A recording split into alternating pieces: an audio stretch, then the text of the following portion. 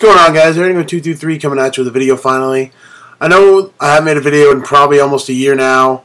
I kind of fell out of love with Yu-Gi-Oh for a long time. I didn't play as competitively. I didn't really care about the meta as much. But, you know, I just recently went to YCS Providence and I had a blast there.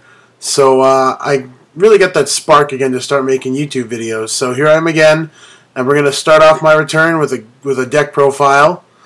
I know I pretty much only do deck profiles now, but this is really the only thing I have prepared for you guys right now. So we're going to go into a deck profile. This is a ninja deck I'm going to be running probably for a few months now, just tweaking it and getting it ready. I might take it to a regional, see how it does. I really like the concept of ninjas. I really like how Hanzo's a +1, and then Super Transformation is a really good way to get rid of your opponent's big monsters. So let's get into the deck list.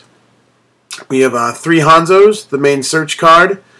You search for the ninjutsu arts when you need them. 2 Upstart Golden Ninjas. These are for when you might have a dead, like, Solemn Warning in your hand at the end of a game. Like, you're really low on life points, you can get rid of it, summon another thing and make an Exceed. And then I have a Ninja Grandmaster Sasuke. I'll be honest with you, I'm running it only because I have the Ultimate Rare First Ed, and I love the way it looks. I'm not running White Dragon Ninja. You might notice that. I don't like drawing that card, and I'm not playing the Safe Zone variant. So moving on, we have 3 Jurak Guaibas. Pretty sure you guys know what this does. And then we have a Jurak Velo. It's really the only other good target for Guaiba. And you need to have 4 dinosaurs in the deck because it's really easy to get a Lagi and a Dolk out if you can work it really well. Continuing, we have 2 Tour Guide, 1 Sangan, and 1 Night Assailant. That's pretty much my rank 3 engine. It works really well. And then I have 1 Effect Veiler, 1 Thunder King Ryo, 1 Chaos Sorcerer, and BLS. So those are the monsters. I believe it's 18. I won't bother counting, but I'm pretty sure it's 18. Some quick notes about that. The reason I'm only running 1 Effect Veiler is I'm maining 3 Fiendish Chains. I have the 2 in the side deck. And I really am not going to need as many Effect Veilers as most of the decks because I have a lot of ways to get their monsters off the field before they can even use the effects anyways. Like with my Super Transformations, for instance. I'm running 3 Forbidden Lance for spells. These work really well with the Jurak Guaibas and to protect Thunder King if I need it for turn 1. 2 MSTs, then a bunch of 1-ofs. We have a Dark Hole, an Avarice, a Heavy Storm, a Monster Reborn, a Rhoda, and Mind Control. I wasn't originally running Mind Control, but I decided to put it back in because I need a lot more ways to clear my opponent's field, and if I happen to take a level I can exceed with, it'll be really helpful. Moving on to the traps, we have 3 Fiendish Chain. It's probably one of the best It's probably the best trap in the deck next to this Ninjutsu Art of Super Transformation. If you guys don't know what this does, then you have been paying attention to ninjas, which is understandable because they haven't really done anything in a long ass time. What this does is you target a ninja and a monster your opponent controls, send them both to the graveyard, and then you can summon a dinosaur, dragon, or sea serpent directly from your deck, whose levels are equal to or less than the combined levels of both monsters you sent.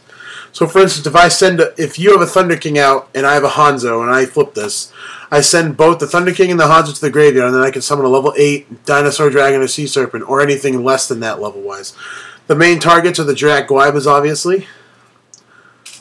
2 Dimensional Prisons, 2 Solemn Warnings, 1 Compulsory Evacuation Device, 1 Starlight Road, and my tech card is Transmigration Prophecy. You'll notice I'm not running Solemn Judgment. Yeah, I have nothing against that card. I never have been able to use it correctly. I've been playing Yu-Gi-Oh! Ever since Legend of Blue Eyes, and I just can never still use that card correctly. Even when it's ran at 3, I still couldn't use it correctly. So I decided to cut it, and I put in this guy instead, because this is going to let me reuse my Super Transformations when they're already used up, and I draw Hanzos later in the game, and that's important. Moving on, we'll go to the extra deck, and then the side deck. So the extra deck, I have an Army Arm, Ally of Justice Cataster, Stardust Dragon, and Mistworm. Mistworm is actually really easy to make with Effect Veiler in the deck because I have a lot of level 4s that I can spam the field with. For Exceeds, we have a Zenmaines, a Leviair, a Giga Brilliant, and I'll explain this in a second, a Leviathan Dragon, a Dolka and a Logia for the dinos, obviously. And then we have a Maestroke. We have a Photon Papio Operative, a Blade Armor Ninja, a Heroic Champion Excalibur, and a number 16 Shockmaster. This is extremely easy to make with ninjas because Upstart Golden Ninja and 2 traps basically equals Shockmaster. And that's important. The only reason I'm running Giga Brilliant, and I'll tell you this right now, let me grab the card real quick, is because first turn I can go Tour Guide into Sangan or Night Assailant, make Giga Brilliance, and then I already have the Light in the Dark in the graveyard ready for Blackluster Soldier or Chaos Sorcerer.